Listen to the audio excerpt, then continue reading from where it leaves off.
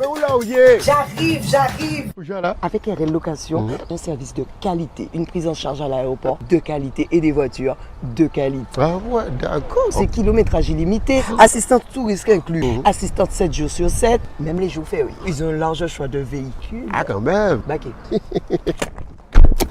On nous quoi? Avec relocation, nous caillons tout partout.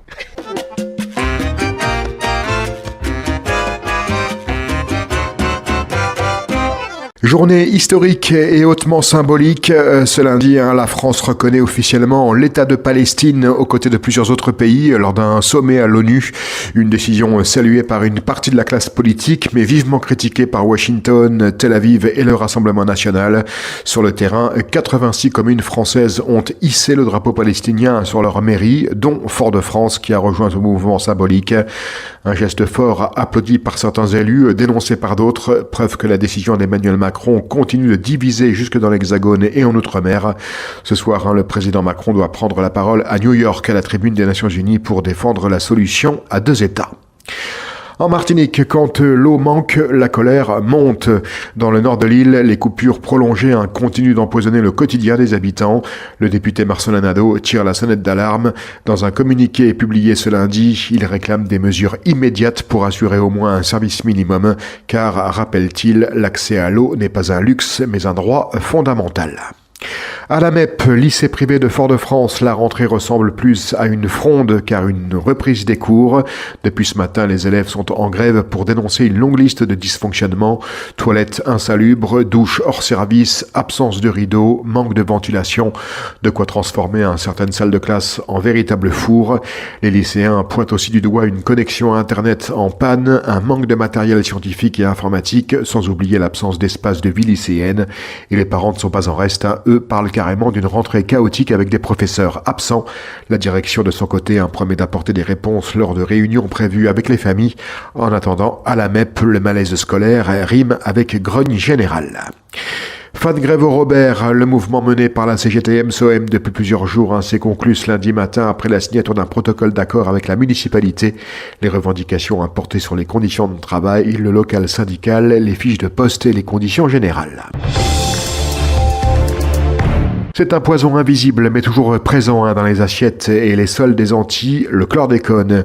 Utilisé pendant plus de 20 ans dans les bananeraies de Guadeloupe et de Martinique, ce pesticide interdit depuis 1993 continue de hanter la justice française. En janvier 2023, un non-lieu avait été prononcé faute de preuves pénales malgré la reconnaissance d'un véritable scandale sanitaire. Mais l'affaire rebondit. Depuis ce lundi et jusqu'à demain, les avocats des parties civiles plaident devant la Cour d'appel de Paris pour tenter de relancer l'enquête. Leur argument, l'empoisonnement est continu. Chaque jour, les habitants s'intoxiquent un peu plus. Les défenseurs espèrent un coup d'accélérateur judiciaire, quitte à aller jusqu'à la Cour européenne si nécessaire. En attendant, le chlordécone reste ce spectre chimique, invisible, persistant et toujours au menu, malgré nous. Justice en Guadeloupe aux assises de Basse-Terre. Ambiance digne d'un film policier ce lundi matin. Portique de sécurité, stationnement interdit, policiers armés. Le procès de Catherine Fortune, alias Kouchi, présenté comme le premier tueur en série de la Caraïbe, s'est ouvert sous haute surveillance. Menotté, encadré par 4 agents, l'accusé s'exprime uniquement en anglais via une interprète. La première semaine des débats porte sur l'assassinat de 2 Saint-Martinois, Jomo Ménard et Gilbert Iman. Le meurtre d'Angélique Chauviré, lui, sera abordé la semaine prochaine. À la barre, les gendarmes ont rappelé que de nombreux témoignages à Saint-Martin pointaient directement Kouchi, accusé de meurtres sanglants commis par vengeance, parfois accompagnés de mutilations. Mais encore faut-il que les témoins osent répéter ces accusations à la cour. La peur qu'inspire l'accusé restait immense. Dans son box, Fortune écoute silencieux chaque mot prononcé. En Martinique, à Saint-Joseph, la sécurité passe aussi par l'œil des caméras. La municipalité déploie d'ici à la fin de l'année une 40aine de dispositifs de vidéosurveillance sur les axes principaux, aux entrées et sorties de la commune. Objectif affiché par le maire Yann Monplaisir, prévenir et sanctionner les actes d'incivilité et de délinquance, tout en renforçant l'action de la police municipale et de la gendarmerie. Une mesure accueillie positivement par plusieurs commerçants du centre-ville qui y voient un moyen de rassurer aussi bien les clients que le personnel. Saint-Joseph, 16 500 habitants, entend ainsi répondre à une préoccupation grandissante, celle de la sécurité au quotidien.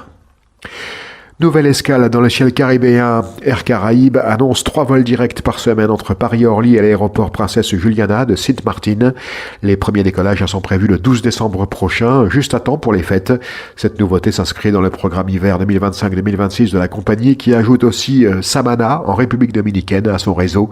Les réservations pour Sint-Maarten sont déjà ouvertes sur le site d'Air Caraïbes. Autant dire que la haute saison touristique prend son envol.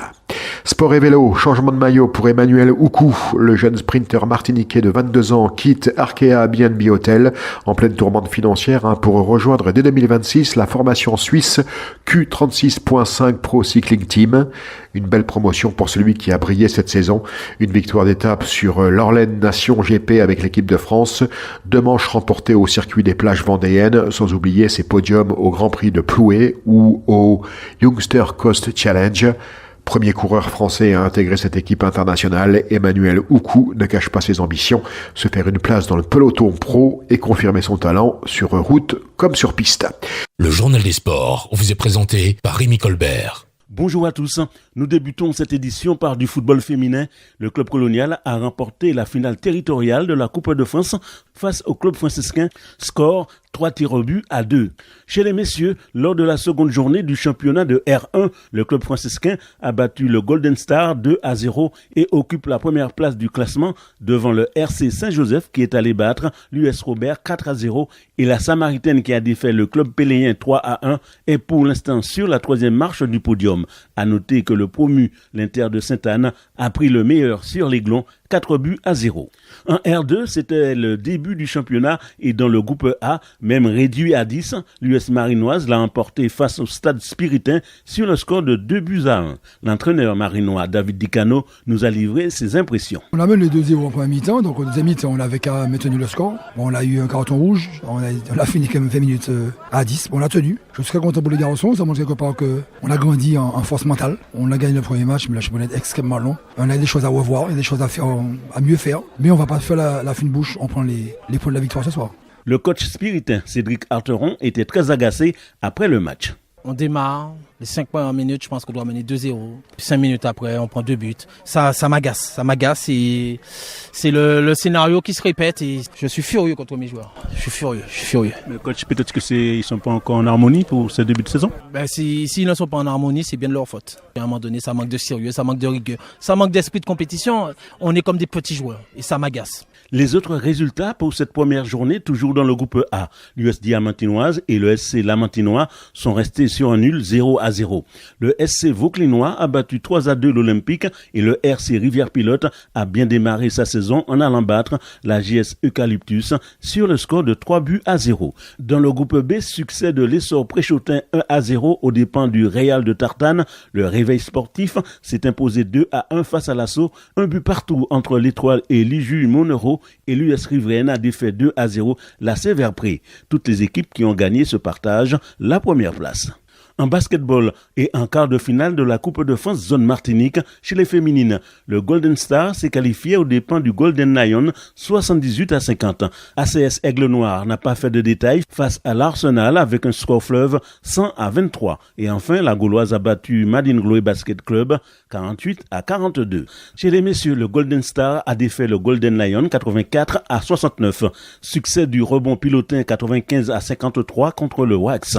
La Gauloise s'est qualifiée face au club sportif vauclinois sur le score de 78-75. Le dernier club qui a décroché sa place pour les demi-finales est l'USAC de Foréal qui a éliminé l'AS Black Star sur la marque de 90-50. La suite du journal des sports, Rémi Colbert. Et nous enchaînons avec de la voile traditionnelle. La Yole Women's Cup s'est déroulée sur le plan d'eau de la ville du Marin. Un événement uniquement réservé aux femmes sous forme de démonstration. Il a été organisé par l'association La Yole de Martinique Patrimoine de l'Humanité. Son président, Édouard Tinogus, est à notre micro. Alors il faut savoir que nous sommes dans les journées européennes du patrimoine et chaque année nous mettons à l'honneur notre Yole martiniquaise. Et aujourd'hui nous avons voulu que la Yole mette à l'honneur nos femmes yoleuses. Et c'est en cela que nous avons organisé cette manifestation, la Yole Women's Cup 2025. Il n'y a que 4 yoles. Il devait avoir une 5e, mais malheureusement, elle n'a pas pu venir.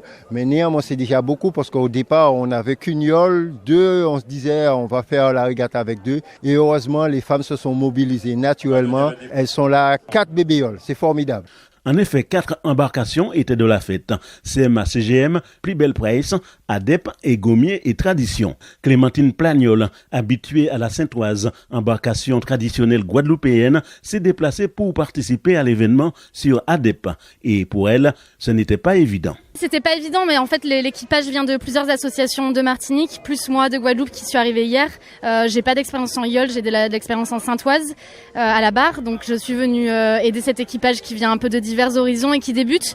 Mais franchement, pour un début, avec je pense pour certaines un entraînement, d'autres 2, d'autres 3, mais pas plus, et jamais d'entraînement tous ensemble. Franchement, c'était prometteur et ça fait plaisir de tenter l'expérience. Est-ce qu'on peut faire déjà une première différence entre la Saintoise et la yole?